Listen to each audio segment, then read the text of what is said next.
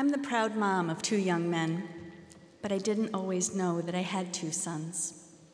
For 15 years, I believed I was raising a daughter. My younger child, who I now know as my son, is transgender.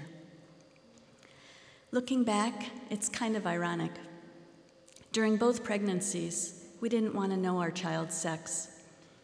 As cliche as it sounds, it didn't matter if we had a boy or a girl. We just wanted a healthy baby.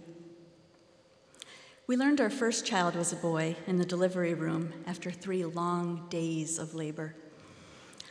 Our second child had a shorter labor, but his true gender reveal took much longer. Midway through my second pregnancy, we received an alarming phone call. A routine blood test showed something might be wrong with our baby. There was an urgency in the nurse's voice when she said I needed an amniocentesis to confirm the results. She then explained there are risks of complications with amniocentesis, including miscarriage. I went from joyful anticipation to panic and fear. Something could be wrong with my baby. And now I had to rush in for a procedure which in itself posed a risk to my child.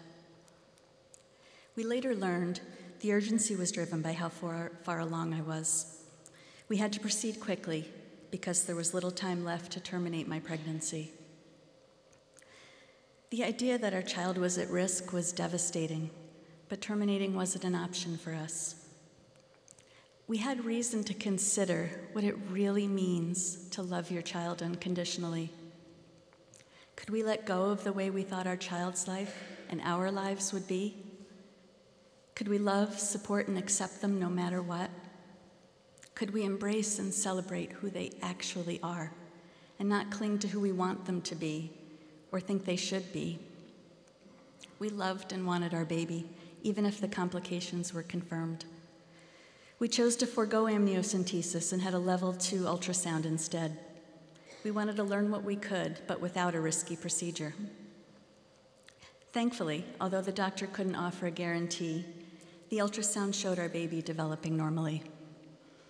The doctor then asked if we wanted to know our baby's sex.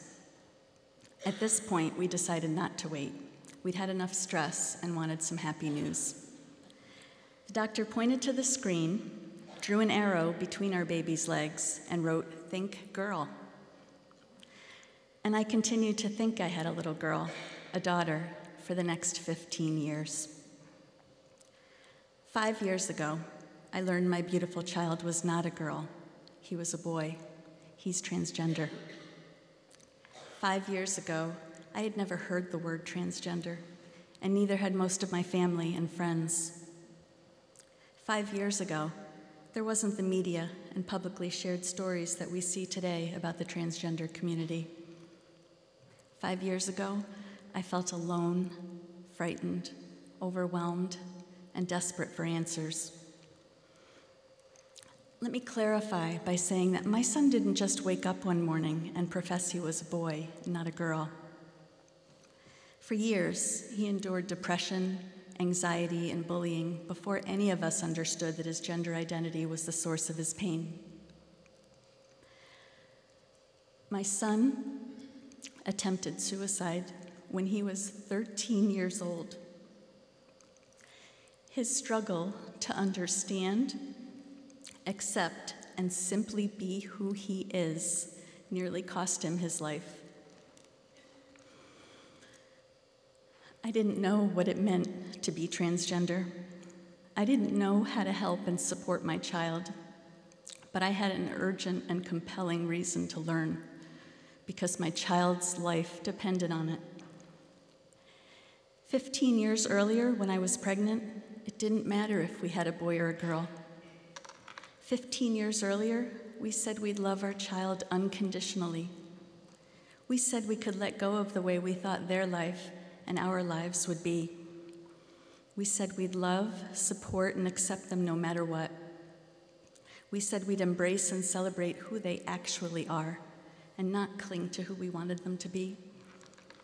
Could we now that we knew and fell in love with a daughter? Now that we had 15 years of memories and envisioned a future where a little girl grew into a young woman? Well, we could, and we did. We supported our child's transition, and we are all better people for it. At the age of 15, he began living as the young man we now know he has always been.